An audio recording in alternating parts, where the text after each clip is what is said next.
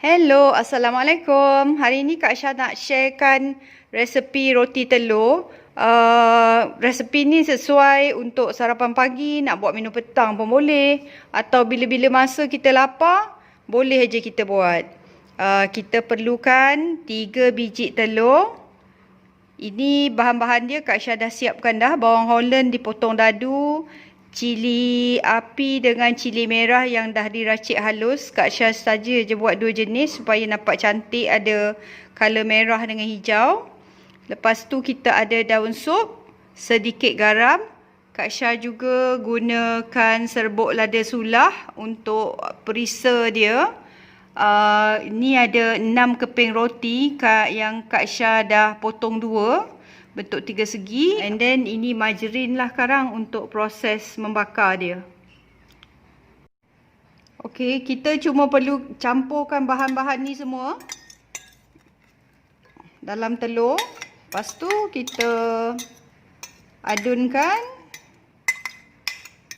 Itu je, simple je. Lepas tu kan bila kita nak masak, kita celupkan. Ni taruh garam.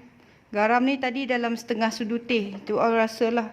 Ikut kita punya ni kan. Okey. Kita taruhkan serbuk lada sulah. Serbuk lada sulah ni kalau you all tahu memang sedap. Kak Syah suka. Okey.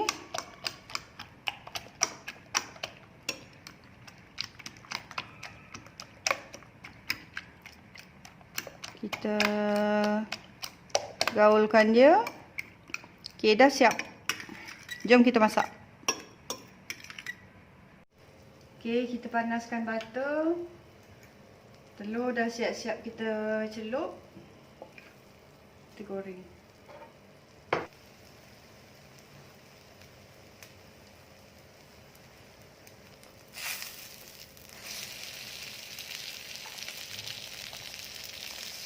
Ni kita dah balikkan. Nampak tak dia dah golden brown. Ni dah masak dah macam ni.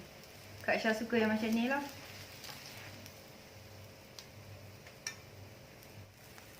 So kita teruskan proses menggoreng dia sampai habis. Lepas tu dah boleh dihidangkan. Alhamdulillah. Okey, roti telur kita dah siap untuk sarapan.